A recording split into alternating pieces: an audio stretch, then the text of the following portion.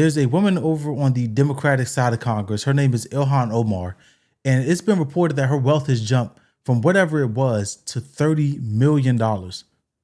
So let's check this out. This is from Snopes. Snopes is supposed to be like a fact checker. They're supposed to find things that people are talking about, and supposed to be able to go here and get the verifiable facts. So I haven't looked into this, but I am interested in it because there's so many people that are on the federal government salary. Let's say they make $150,000 a year in their actual job, but they're millionaires, right? Let's talk. What's the lady's name? Nancy Pelosi, Marjorie Taylor Greene.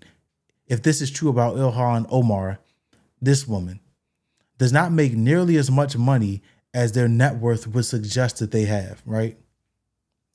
So it's got to make you question, where does all this money come from?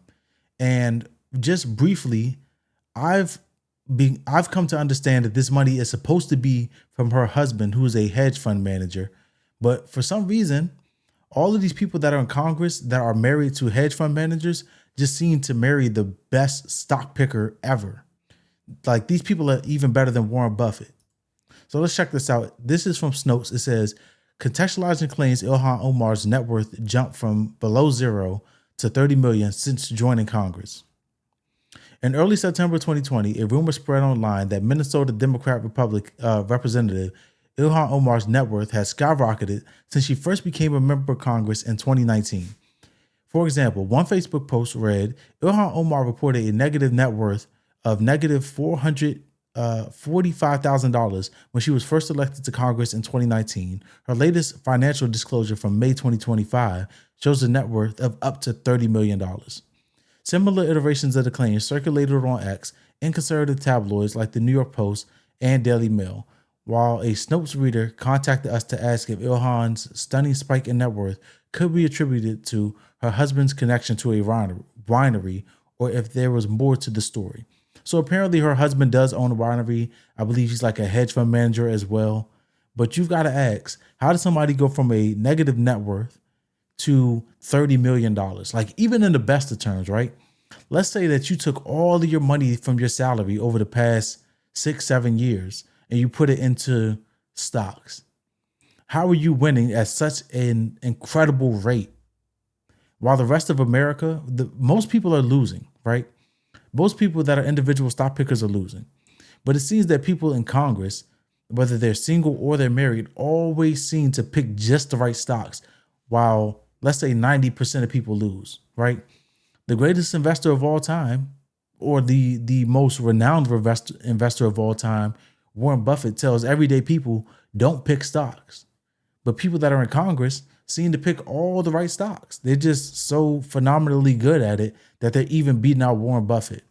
So this post says Ilhan Omar reported a negative net worth, blah, blah, blah. That says that she has a $30 million net worth now. And that's a 66,676% increase in 6 years. Unbelievable. If that's true, and we're going to get into whether it's true or not, but if it is true, it's unbelievable. While somewhat factual, this claim required context. Ilmar did have a negative net worth in 2019, according to her financial disclosure filing for that year. Furthermore, her 2024 financial disclosure, filed in May 2025, listed millions of assets, but those assets represented estimated valuations for businesses run in part by her husband, political consultant and entrepreneur Timothy Minette, whom she married in 2020. If that's true, then I would like to see, the past couple of years. Let's see 2021, 2022, 2023, because she reported these millions in assets in 2024, right? She reported the millions of assets that she had in 2024 and 2025, right? So that's not necessarily suspicious if her husband had these types of assets. And I need to know how these assets were acquired, what type of investments they are, because if they're personal businesses, if they're personal businesses, that's one thing. But if they're not personal businesses, if he has like some sort of hedge fund or he's putting money in individual stocks on her behalf, knowing that she may be privy to insider information, as a lot of Congress is, and a lot of Congress does do that.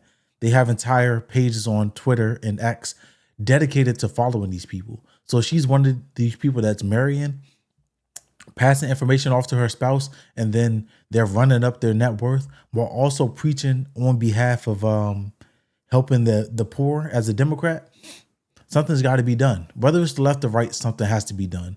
However, the Democrats always talk about how they're helping the little guy. So if she's one of these people that's stepping on the little guy in order to secure her own family's financial future by using inside information, it's a no-go for me, dog. It's a no for me, dog. It says Omar's financial reports did not list a single number for each of these assets and liabilities, instead offering a wide estimated range for each listed monetary item, as is expected from filers. Federal law also did not require members of Congress to disclose certain types of financial assets as of this writing.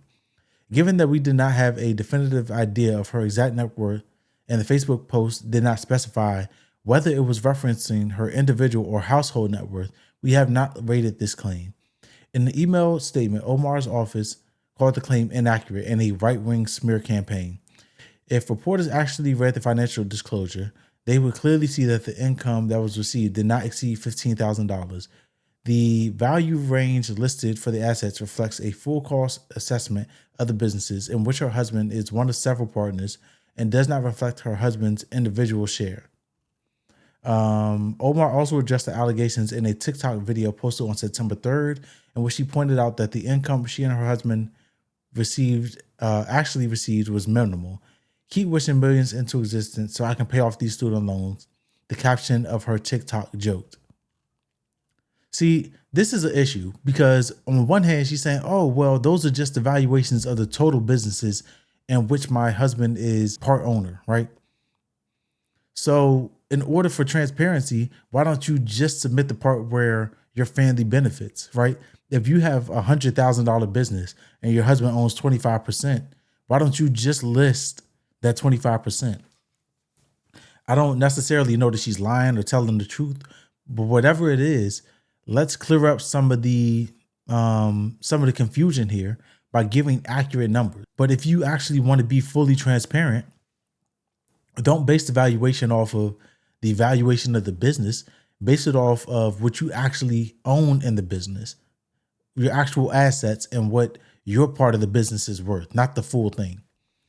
It says Omar's financial disclosure in 2019, filed on August 3rd, 2020, showed a single asset, a retirement account, valued at $1,000 to $15,000. She also listed one liability, student loan debt, incurred in October 2005, estimated between $15,000 and $50,000.